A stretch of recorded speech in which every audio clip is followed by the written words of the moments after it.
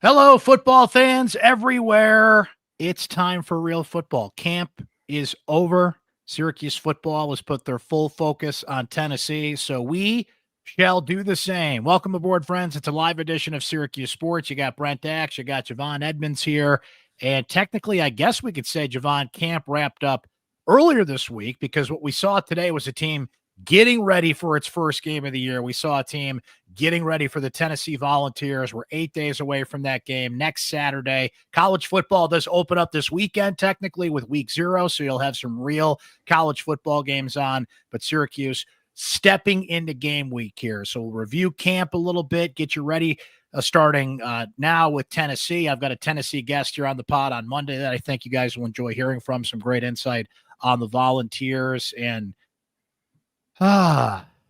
we're here.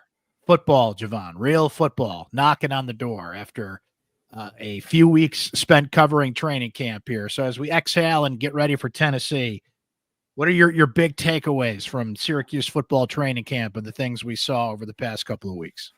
I would say we are now more confused about the O-line today than we were at the start of camp. I think that's what I'm leaving here with. Because instead of hearing a starting 5, we heard a rotation of 10. Not even trimmed down to 8 or 7. The guys kept cycling in and out.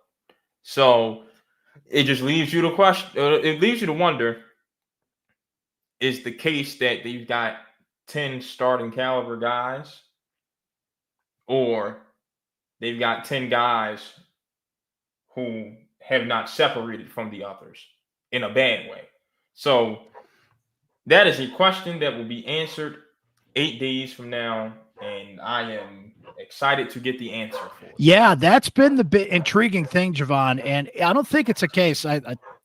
My dog's barking in the background. The UPS guy must be here or something. Pardon, Blaze, if you can hear the dog. We're live, so, of course, the timing on that, he starts flipping out when the show starts. Blaze, quiet. The people want to talk football. Quiet. Anyway, you got to look at it this way. I don't think that Dale Williams is looking for an offensive line. It'd be one thing if he was trying to find a capable 5 to put out there. They have a capable 5 to put out there, right? It's more like, do I have enough room on my plate here at the all-you-can-eat buffet to make it fit? I think this is a good thing. This is as big, as strong, as athletic, and as an offensive line that looks like an offensive line as I've seen at Syracuse here in a while, Javon. So I'll tell you what, I'm going to let you vamp on that for a little bit because I got to go see what the dog's barking at here and get him to quiet down when we're doing the pod. You got to love it because I don't know what's going on out there. So, Javon, I'm going to toss that to you and the insiders for a minute here, and I'll go quiet the dog down. I'll be right back, guys. You go do that, my friend. I will say this. It is important that the offensive line is figured out because, as you pointed to earlier, Brent, this seemed more like game week practice number 1 than final fall camp practice. Scout team was out there in scout team numbers. By my count, we've got 1, 2, 3, 4, 5. 5 of those scout team numbers were designated to Tennessee's front 7.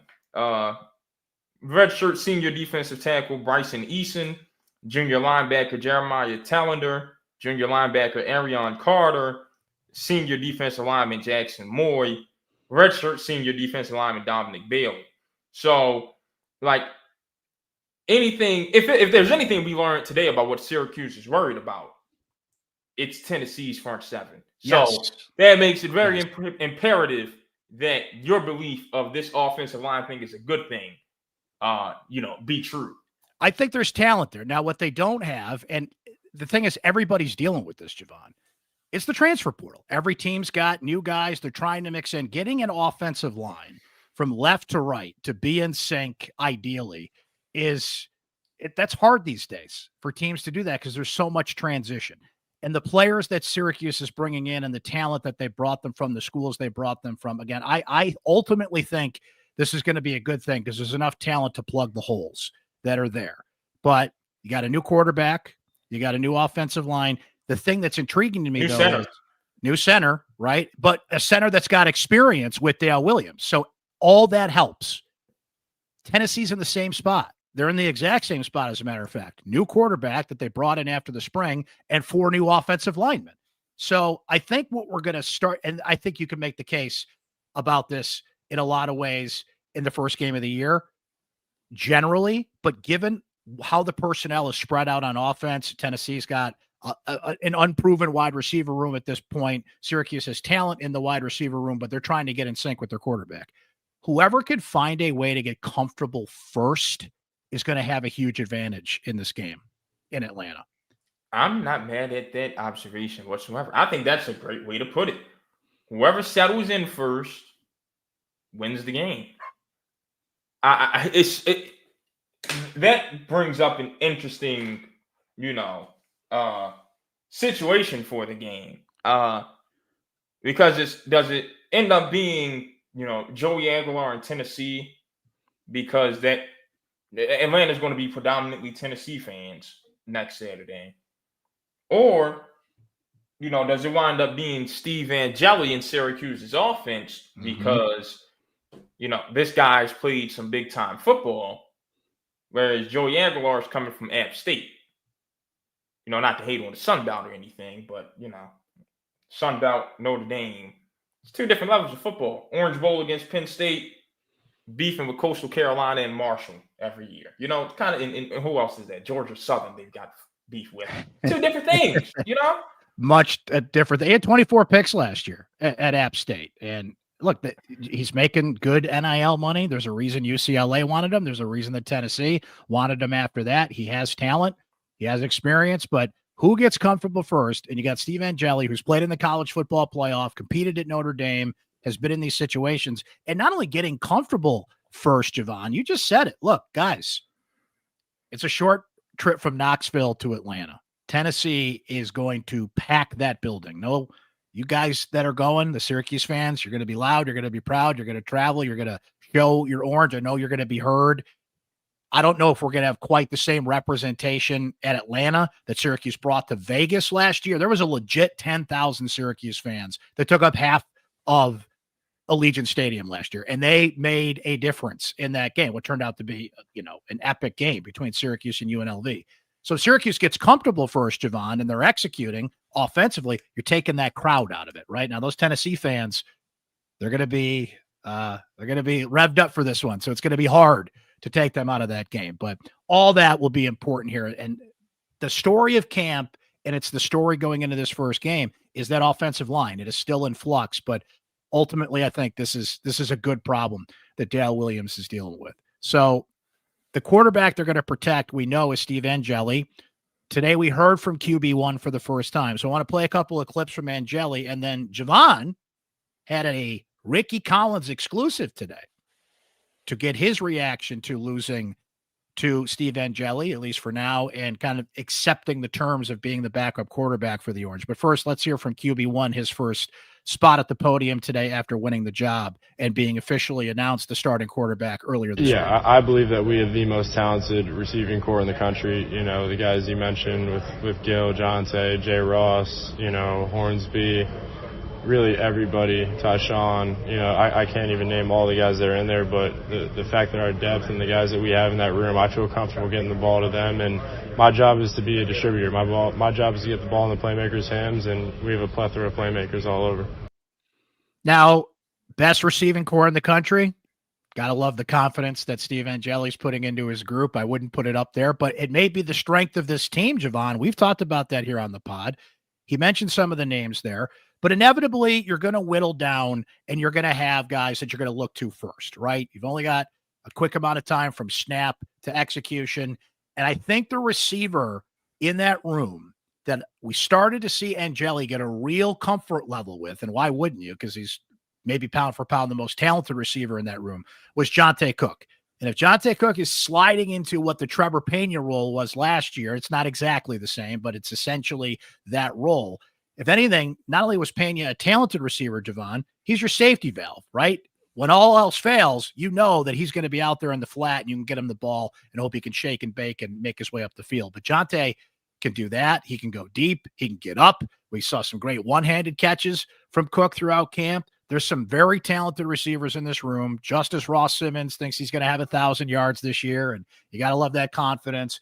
Jalen Hornsby's on the up. Emmanuel Ross is hurt right now. He's still got a boot on his left foot, but he's going to play. When Boobie Johnson is healthy in a few weeks, he was running with the twos. Like, that is not going to be an issue, at least talent-wise, in that room at this point. And not the most talented in the country, but certainly probably the most talented group on this team.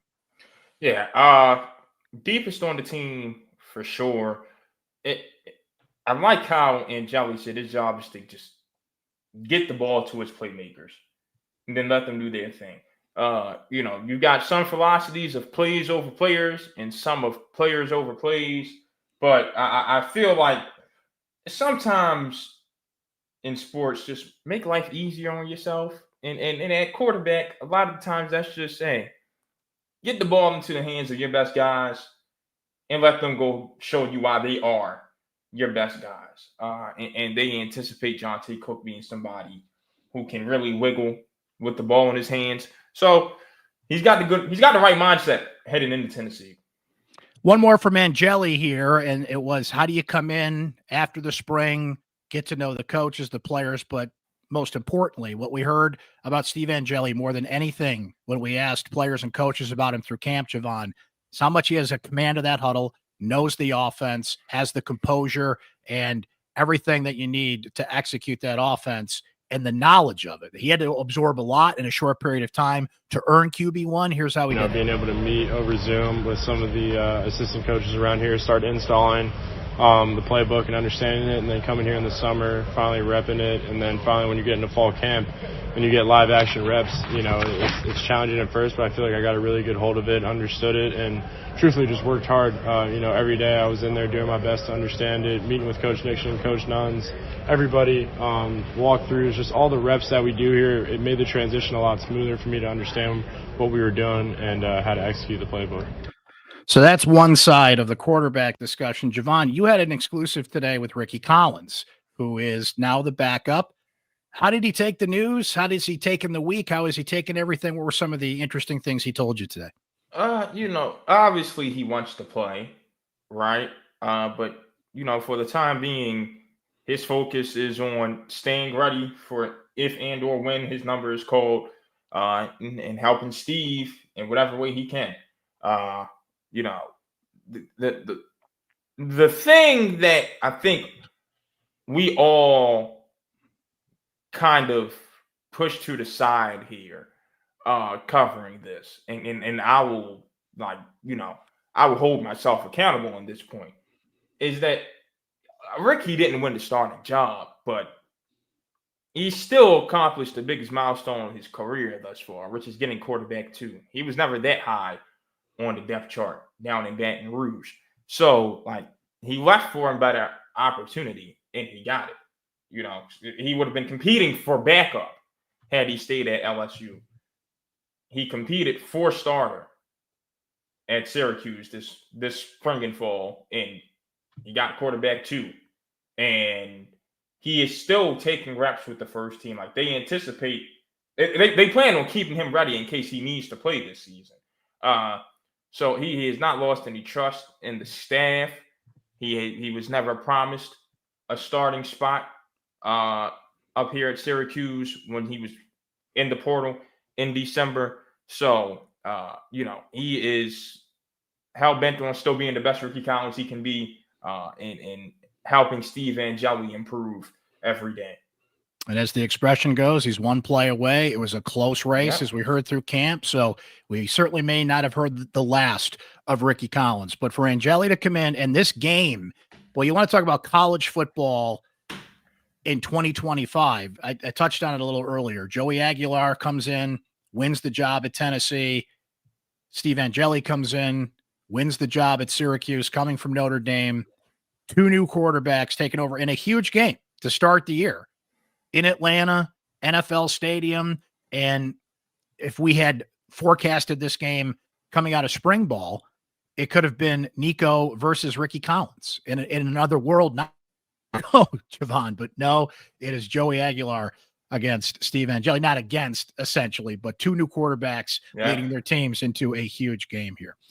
So as we wrap camp, and that was certainly the biggest storyline we followed closely by the offensive line. By the way, guys, Javon's got his final depth chart projection up. You can check that out on syracuse.com. We typically get the depth chart right around the time Fran does his first weekly press conference. That's Monday at 1:00. So right about then, we'll get what Syracuse considers to be their depth chart. But check out Javon's depth chart on syracuse.com. We projected the depth chart a couple of times here as well. As you look back on camp, Javon, who are some of the guys that maybe you came into camp with questions but leave with better answers and were impressed with in camp? And I'll start with one, actually. I hope I'm not taking your guy here. But to me, Gary Bryant stood out in this training camp, right? Okay, they brought in this guy from South Dakota. He had 106 tackles. He's productive. You can understand why you brought in this player to fill in a role. Marlowe Wax leaves. You need experience in that room. But I just found myself gravitating towards Gary Bryant a lot. He can hit. He stands out in those drills. I was impressed with him in the few times I got to talk to him. You wrote a great story about him, and I know that you were impressed with him. And again, we're in the modern era of college football where someone can come in a few short months, be QB1. I am going to project Gary Bryant to lead this team in tackles. Like, that's how quickly he can parachute in and make an immediate impact on this team. So he's one guy that popped to me. I kept finding myself watching Jalen Hornsby at wide receiver and being impressed with him. Again, in a deep room, he kind of forced his way into that conversation, and they've got to get him on the field just to watch him get up, 6'3". But if you put the ball in his general area, he was going to get it. And I was really impressed with his progress and somebody that was just making plays left and right. Cook's an easy answer because he was making plays throughout camp.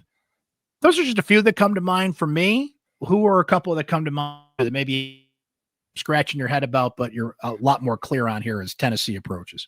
Yeah, you mentioned Gary Bryant. I'll stay in the linebacker room with you and go on a guy that you were definitely more high on than I was entering camp. Antoine Delorier. I view linebacker as a very cerebral position. So, it's going to be hard for me to trust a true freshman at that spot. And then you see him taking first team reps. And then there's also this thing in football, like guys who are as jacked as Delorier sometimes have a tendency to rely on that and just actually aren't good football players and aren't smart football players either. He does not have that problem. Like, he is the jacked guy who also is good at football and also uses his brain. So the question marks have disappeared on him. Like, okay, now that's one of the future faces of, Fran Brown's Syracuse team. So Delorier was absolutely one for me. And another one was Naquil Bertrand, because I don't think we saw much from him in the spring in terms of getting some burn with the ones. I'm like, okay, so you were with Elijah your freshman year at A&M, then you were at Bama. Now you're out of the SEC completely, and at Syracuse, they're going to want you to play. That staff's familiar with you because you're from Philly. Like I said, you spent the year with Elijah Robinson. So everything points to the staff wants you to be good and wants you to claim a spot. Are you going to claim one? It didn't look like it in the spring, but now in the fall comes, and he is firmly in the mix to play left tackle. It's down to him and Travion Mack, essentially. So now, those were definitely two for me that answered some questions. There is a picture that they put up on the SU football Twitter page the other day, counting down till the Tennessee game, and it is a picture of Antoine Delorier, and my man is eating his Wheaties. Wow. I keep coming back to this, Javon. I want Antoine Delorier to dress up like the Ultimate Warrior for Halloween, because he just has that look, man. I want to see the ribbons tied it up, come out, run out to the music. They don't have entrance music in football, but when Delorier runs on the field, I'm just giving a free tip to those that run the music at the Dome. If you see Delorier running on the field at some point this year, play the Ultimate Warrior entrance music because he has that look. So yeah, like you said, let him put the armbands with the strings. Yeah, that's what I'm talking about, man. So it's not just about the physical part of the game. You said it. Linebacker is a very cerebral position, but he has the physical aspects of the game down pat for sure. All right. So, Javon, we're going to have plenty on Tennessee, of course, as we get ready for that first matchup. And you and Chris will be down there in Atlanta. So we're going to have coverage all week. And, of course, on game day coming up here. Eric Kane is going to join me on the pod on Monday, guys, by the way. He covers Tennessee for volquest.com, which is a great site that covers Tennessee. He also does the Locked On Vols podcast. So you're going to learn all about Tennessee. Very interesting team here. But as we flip into game mode here and start to look at that matchup here, what are your first thoughts on what Syracuse is dealing with, where they have to be successful? And there's so much that goes into that first game, Javon, right? It's one thing when you're just game planning for a team. It's quite another when you have the element of playing in that stadium. There are some unknowns with this Tennessee team as much as there's unknowns with Syracuse. Man, the first game is always one of the most fascinating of the year. Syracuse is 14.5-point underdog, depending on which, for entertainment purposes only service that you look at. So Fran Brown can certainly hammer that underdog tone going into this thing. And I think there's an underdog tone going into the season, given how hard the schedule is. And he can certainly lean into it in this first game. I'll tell you this. I talked to Malachi James today, and I'm going to have more on this in a column I'm going to write next week. But the coaching staff at Syracuse is leaning into this, Javon. The coaches in the running back room showed that group. There was Malachi said that there was a tweets from somewhere. He didn't say where it was from.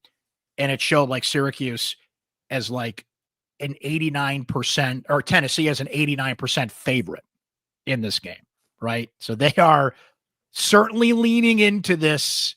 Everybody thinks you're going to lose. You're the underdog. Tennessee's the big brand, and little old Syracuse can't give them a game kind of thing. I think the Vols have a good defense, but Syracuse is going to get some help if Jamard McCoy doesn't play. He doesn't play then. And by the way, Jamard McCoy was a great slot corner for me on Ultimate Team last season on college football. So no disrespect toward him whatsoever. Good tip. But if he doesn't play, then Jalen McMurray, who I covered at Temple during his freshman year and is now heading into his redshirt senior year. So time flies. He's actually like one of Caleb Williams' best friends. Will probably be the guy who fills in for McCoy. And Jalen's a good guy, good player, but he's not Jamad. So that only helps Syracuse.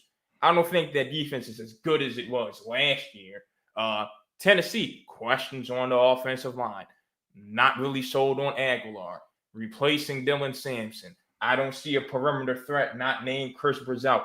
I don't know where 89% in 14.5 is coming from. I said this on the air with Steve and Paulie over at ESPN Radio the other day. Some Tennessee fan heard it and tagged me on Twitter thinking he's going to get a response out of me. I don't know. And associated me with Syracuse. Brent, you want to remind the people what school I went to? Temple University. Yeah, so I'm not an Orange. I have no rooting interest in the Orange, buddy, whoever you are. Hope you enjoy your weekend. But seriously, it's a completely unbiased opinion. I do not think Tennessee is some double-digit favorite in this game. Like, if I were a casual fan sitting at home, I don't even know if that plus 14.5 will go on the parlay. That'd probably be a straight bet with just hundreds of dollars on it. I just don't see Syracuse, if it loses, getting blown out of the water. I really don't. And always important to keep in mind the simplest lesson in these things too, guys. Vegas wants your money, and they want to lean. They want to lean on the emotional aspect of these things and make you say, "Oh, there's no way. That's not 14.5 easy bet, right?" And sometimes that's the case. Sometimes that's not. There's a reason though. There's always cranes in the air in Las Vegas, and they're building more casinos, and those sharps out there are sharp for a reason. But that 14.5, that I can get why that is very, very tempting at the very least, especially in game one. to cover and to take the under, by the way, while we're talking for entertainment purposes only, of course, on certain things. What is the over-under on that? 54 is what I saw. So what's that? 27 apiece. I'd probably go under on that because I can see it being 28-24. Yeah. Exactly. Yeah, exactly. That type of game. I'm with you on that. Well, Javon, before we exit stage left for the weekend here and fully immerse ourselves in game week, our Syracuse Sports Insiders had a lot to say about this game and camp, as you can imagine. Man, we thank our Syracuse Sports Insiders for all their great questions throughout training camp, what you guys wanted us to ask players and coaches, to observe at practice. When we walked out of Syracuse football training camp practices, the first thing that we did is sent you our observations or videos, answered your questions. The Insiders hit it out of the park throughout camp, and we're looking forward to what you guys have to say throughout the start of the season as well as Syracuse gets ready to get it on for real here. No better time to become a Syracuse Sports Insider with the season here. Summer's over, guys. The fair is going on, right? Football's back. Summer's over. The kids are getting ready to go back to school. So now that we're getting ourselves lined up for real football, make sure you become a Syracuse Sports Insider today. It's right there on your screen how to sign up. It's free to try for 2 weeks and then just $3.99 a month after that. My guy Mike V leads us off saying, I really think the keys to the season are on defense and special teams. Defensive line and linebacker and maybe even cornerback have to be better than last year. Syracuse has to win the field position game and make kicks. He adds, I just feel like Nixon has the guys to run his offense. That cornerback room is intriguing, Javon. We've talked a lot about Demetrius Samuel throughout camp, of course, but you have Samuel and Chris Peel, the Georgia transfer, who are your starting corners. We've known since spring that Deuce Chestnut and Devin Grant are your safeties. They're trying to figure out that star position. It's probably going to end up being Kerr, as you projected on your depth chart. Corner is one of those question marks. The advantage, I shouldn't say it the advantage, but one thing that they have going for them on paper, at the very least, in the Tennessee game, is that Tennessee wide receiver room is very unproven. There's not a lot of experience, and there's talent in that room. It's Tennessee. They're going to have talented receivers in there. But I think there's like a total of like 80 catches in that entire room. So that secondary, you're not facing a juggernaut offense that's got 4 returning players and has that experience advantage. So, as the expression goes, they got that going for them, which is nice. Yeah, no, I think I really don't think there's too much concern with Jeff's offense. I think they got it right in there. Well, actually, I do want to see what the run game looks like. I will say, I need to see what the run game looks like. Because even with the talent it had in that run last season, they're still they're still fewer than 4 yards per carry, right? They were 125th in the country overall. Yeah. Yeah. So do need to see something from the run game. Yeah. To drop that game, I'm confident. But absolutely, special teams has to improve dramatically. Defense, like I said, secondary is going to have its highs. It's going to have its lows. I'm expecting an inconsistent defense. But the special teams is the one thing that I've got to see be solid 100% this season. They have the most to prove. I will believe it when I see it on special teams, because that was a big liability even on a 10-3 football team last year. Randy says his record prediction gut feel right now 7-5, or is that too hopeful? And he also wants to know who will lead the team in tackles. Well, you answered that question. I answered that earlier, Gary Bryant. 7-5, I don't think it's too hopeful at all. No. Not at all. Now, I'm going to talk about this on the pod on Monday. I feel like Howie Mandel right now. If I came to you as a Syracuse fan, I said 7-5, deal or no deal. I think a lot of you would take that. All things considered, the schedule, what happens in a football season, injuries, the unknowns. If I came back from the future and I said, I can offer you 7-5, take it or leave it, I think a lot of people would take that. So, Randy, I don't think that's a too hopeful a projection at all. Chris K says this, Javon, I think I'm locked in on 7 wins as well. They hit that, get out the checkbook for Fran and pay him.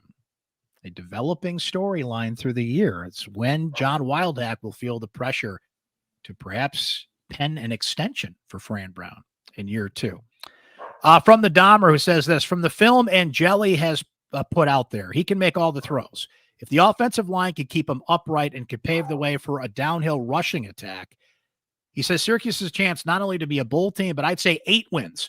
I think that Coach Robinson has the defense ready to be a much better tackling team this season.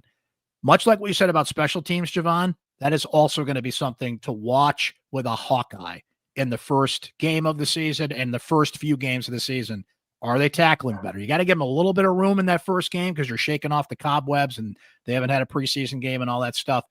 But are they tackling better? Are we seeing that technique? Did they learn from what they talked about, what they learned from watching film of NFL teams and what they learned from Iowa and all these different things that they studied to be a better tackling team? Yeah. Speaking with that tweet, it reminded me of something. So got a group chat, excuse me, with my brother and our friends from high school. And one of their things is I don't really check my Twitter replies, right, Brent? But they'll send them to me. Good for you. You know, especially the tell them not to do that. Send to yeah, you know. Tell them not to no, these guys are jerks, Brent. It's bad. It's bad. I've got to deal with them tonight. They're bad, okay? But so with Angeli, God said he can make all the throws. Absolutely. Brent, I just want a clarification from you. On Monday, did I say I wanted to see no passing from Syracuse, or did I say I wanted to see Steve Angeli get under center and make some play action passes? That's what you said. Okay, I'm just making sure because there's a vicious misquote out there. Yeah, that says no running the ball at all, according to Ron Edmonds. That was not my quote. That's not what he said. I could verify that. Something getting misconstrued on social media. I'm shocked. I'm shocked to find there's gambling going on in this establishment. Oh man. And Frankie, yes, that's what Dahmer said though. Like the play action, incorporating the run game, can they go more downhill? The mix of what the offensive line can be better. If anything, they've got enough guys. You can have run blocking, you can have pass blocking. But to go back what you said a minute ago, Javon, I'm the biggest Yassine Willis fan you're going to find. He's got to prove he's a number one back. Will Nixon, by all indications, is healthy. But can he be a 1A to Willis? James is explosive. He's one of the fastest guys literally in college football. But when you're getting limited reps, it's hard for a guy to make an explosive play like that out of the backfield when you're getting maybe 4 or 5 carries a game. Or I don't know, maybe he laps one of those two eventually. He's a talented guy.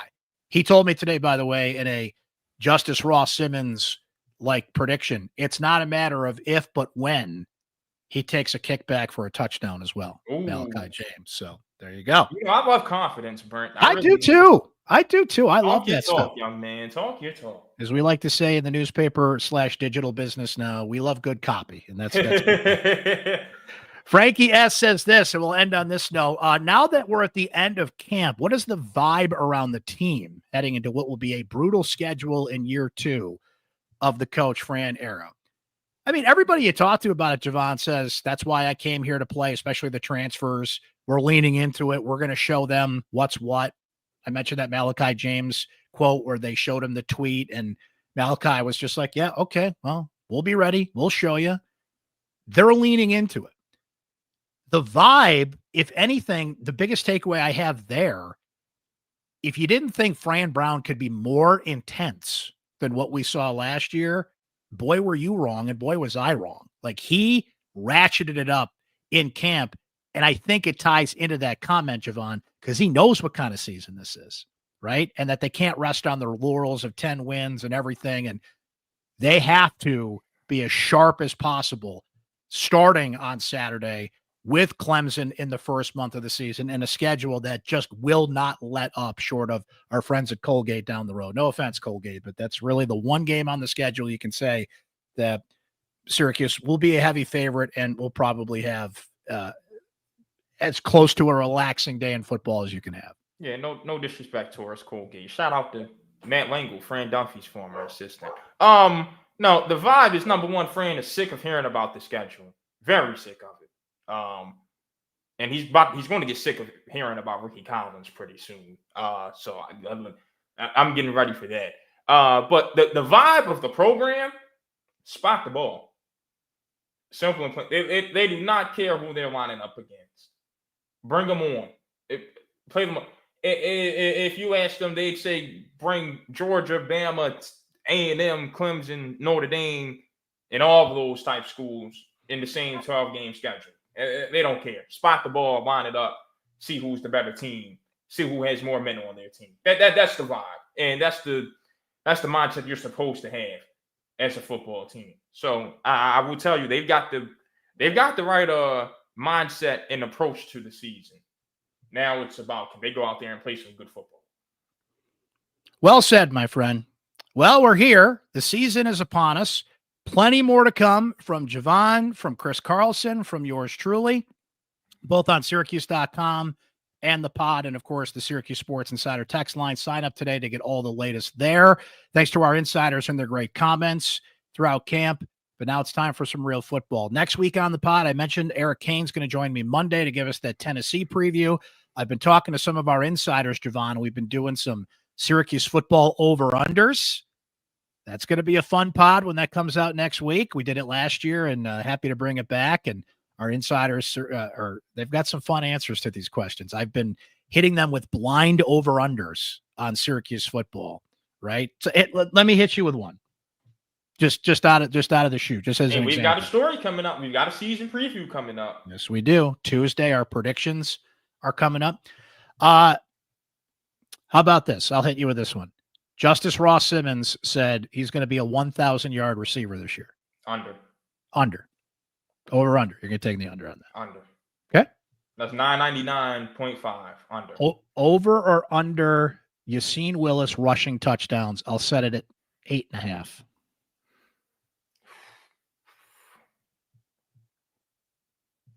Under, because 8 on the money is my number. So okay. I'll go under. And finally, Steve Angeli, total touchdowns, 25.5. 12 games, 2 touchdowns a game, and an outlier. And then he holds the job to get there. Yeah. And you said over under 24.5. 25.5. 25.5. 25.5. Total right. Touchdowns. Yeah, under. Okay. Under. Yeah. Okay. I think he's at like the 24 touchdowns. If he plays the full season, I've got Angeli at 24 touchdowns and 8 picks type of range. Yeah. That tells me I'm setting good over-unders here.